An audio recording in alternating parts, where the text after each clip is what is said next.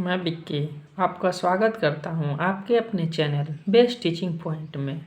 आइए आज हम लोग पढ़ेंगे एनसीईआरटी सार संग्रह को, जो हमारे 0.123 में पूछा गया प्रश्न है। यहीं से बार बार प्रश्न आते हैं। जो कोई भी एक प्रश्न को सारे एनसीईआरटी सार संग्रह को पढ़ लेंगे, उनका सिलेक्शन होना तय है।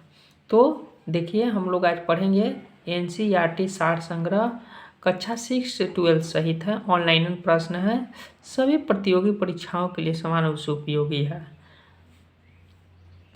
तो आज हम लोग पढ़ेंगे मध्यकालीन भारत का इतिहास। तो देखिए, आज हम लोग पढ़ते हैं भारत पर मुस्लिम आक्रमण। भारत पर आक्रमण करने वाले प्रथम मुस्लिम आक्रमणकारी मूलतः कहाँ के निवासी थे? ये अरब के निवासी थे। वर्ष 711 में भारत पर सर्वप्रथम मुस्लिम आक्रमण किसके नेतृत्व में किया गया था? उबैदुल्लाह खां के नेतृत्व में किया गया था। वर्ष 712 में मोहम्मद बिन कासिम ने सिंध के राजा दाहिर को पराजित कर ठट्ठा के समीप स्थित देवल बंदरगाह को अपने अधिकार में ले लिया था। सिंध के क्षेत्र में मोहम्मद बिन कासिम ने अंतिम विजय किस नगर पर प्राप्त किया था? एक मुल्तान स्वर्ण नगरी पर किया था। भारत में जजिया कर लगाने वाला प्रथम शासक कौन था? मोहम्मद बिन कासिम था। सिंध क्षेत्र में अरबों द्वारा किसका प्रचलन प्रारंभ किया गया था? ऊंट पालन तथा खजूर की खेती। अरबों के पश्चात भारत में किन विदेशी आक्रमणकारियों का आगमन हुआ? तुर्कों का आगमन हुआ था। तुर्की में गजनवी वंश की स्थापना किसके द्वारा की गई थी? अल्पतगिन गजनी के द्वारा किया गया था। भारत पर प्रथम तुर्की आक्रमण किसके द्वारा किया गया? सुबुक्तगिन गजनी के द्वारा किया गया। वर्ष 712 में भारत पर सर्वप्रथम सफल मुस्लिम आक्रमण करने वाला कौन था? मोहम्मद बिन कासिम था। सुबुक्तगिन गजनी ने अपने आक्रमण के दौरान पश्चिमोत्तर भारत के किस हिंदू शाही शासक को पराजित किया था? जयपाल को पराजित किया था। महमूद गजनवी द्वारा वर्ष 1025 में सोमनाथ मंदिर पर किए गए आक्रमण के दौरान गुजरात का शासक कौन था? भीम प्रथम था।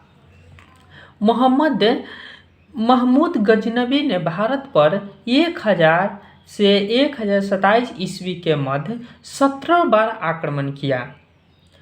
इसके आक्रमण का मुख्य उद्देश्य भारत की धन संपदा का लूटना था, न कि संप्रदाय की स्थापना करना था।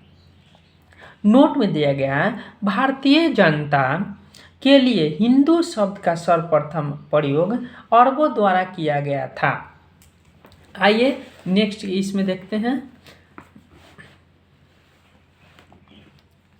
महमूद गजनवी के साथ भारत आने वाला प्रसिद्ध इतिहासकार कौन था? ये अल-बरूनी था।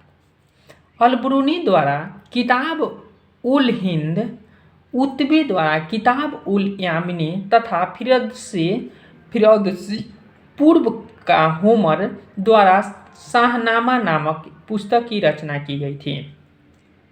महमूद गजनवी के पश्चात मोहम्मद गौरी द्वारा भारत पर प्रथम आक्रमण किस वर्ष किया गया? वर्ष 1175 में किया गया, मुल्तान के विरोध। मोहम्मद गौरी को वर्ष 1178 में अहिलवारा पाटन पर आक्रमण करने के दौरान किसके द्वारा पराजित किया गया था? ये भीम द्वितीय मूलराज थे। तराइन का प्रथम एवं द्वितीय युद्ध किनके मध्य लड़ा गया था? मोहम्मद गौरी तथा पृथ्वीराज तृतीय के बीच लड़ा गया था। प्रथम युद्ध 1191 ईस्वी में मोहम्मद गौरी पराजित हुआ था। प्रथम युद्ध 1191 ईस्वी में हुआ था, मोहम्मद गौरी और पृथ्वीराज चौहान के बीच हुआ था, जिसमें मोहम्मद गौरी ने मोहम्मद गौरी को पराजित किया था, जिसमें पृथ्वीराज की जीत हुई थी। तराइन के द्वितीय युद्ध 1192 ईस्वी में हुआ था, जिसमें मोहम्मद गौरी विजित हुआ था और पृथ्वीराज की हार हो गई थी। मोहम्मद गौरी ने कनौज के शासक जयचंद को किस युद्ध में पराजित किया था? चंदावर के युद्ध में पराजित किया था, ये 1194 ईस्वी में। मोहम्मद गौरी के साथ भारत आने वाले प्रसिद्ध सूफी संत कौन थे? शेख मुहिउद्दीन चिश्ती थे। सिक्कों पर देवी लक्ष्मी की आकृति किस मुस्लिम शासक के द्वारा बनाई गई थी? मोहम्मद गौरी के द्वारा बनाया गया था। बख्तियार खिलजी मोहम्मद गौरी का एक साधारण दास था, जिसने बंगाल और बिहार पर विजय प्राप्त की। इसने अपने आक्रमण के दौरान नालंदा एवं विक्रमशिला विश्वविद्यालय को नष्ट कर दिया।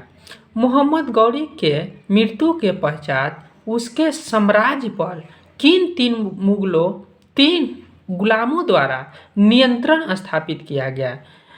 पहला है यल्दौज, कुबाचा तथा कुतुबुद्दीन ऐबक खान। तो चलिए हम लोग मिलते हैं अगले नेक्स्ट वीडियो में, तब तक के लिए धन्यवाद।